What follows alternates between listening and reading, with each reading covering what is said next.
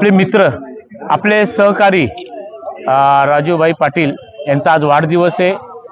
आमच्या ज्येष्ठ नागरिकांकडून ऐरोलीमध्ये सेक्टर 3 मध्ये राजीव गांधी गार्डन असे आनंदिके मैदान या विविध ठिकाणचे सकाळचे जे योगाला येतात, पोलीस क्लब असेल, मानवता असतील, हास्य क्लब असेल आणि आमचे पाटेकर साहेबांचा एक क्लब आहे, ज्येष्ठ लोकांचा नागरिकांचा त्यांचा एक क्लब असेल, अशी सगळे तमाम क्लबवाले आज इथं वाढदिवसाला आलेत आणि ती व्यक्तीचं कार्य खूप चांगलं आहे।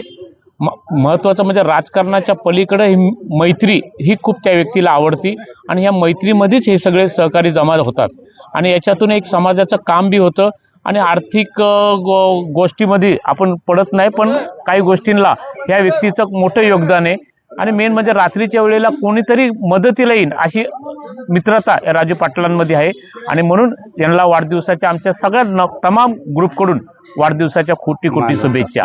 कसं आहे, राजूदादा पाटील हे आमचे शिवसेनेचे ज्येष्ठ समाजसेवक, ज्येष्ठ नगरसेवक आणि आमचे मित्र आहेत, परममित्र। हे जसं आमचे मुख्य नेते शिंदे साहेब आणि आदरणीय बाळासाहेब ठाकरे आणि धर्मवीर आनंद दिघे साहेबांची शिकवण आहे, 80% समाजकारण आणि 20% राजकारण करायचं आहे। त्या अनुषंगाने राजू पाटलाने सकाळपासून आज विविध कार्यक्रम केले, ते फक्त जनतेसाठी, स्वतःसाठी काही नाही। त्याने फळ वाटप केलंय, मदर टेरेसा प्रेमदानमध्ये पण फळ वाटप होतं, बाकी खाऊ वाटप पण होतं। मग आम्ही जिजामाता रुग्णालयामध्ये गेलो, तिथं पण जे गरजू आहेत त्यांना फळ वाटप केलं आणि विविध प्रकारचे उपक्रम राबवले। आज आता या शाळेत पण आम्ही आलोय, इथं पोरांना पेन आणि केकचं वाटप केलंय।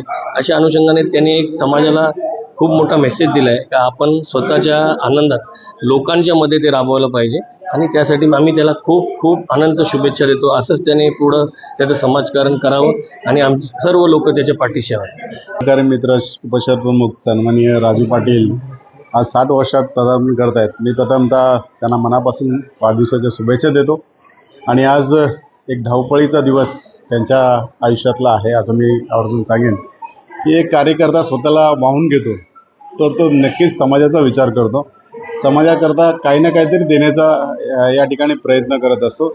जसं या प्रांगणामध्ये आज कोविडच्या आठवणी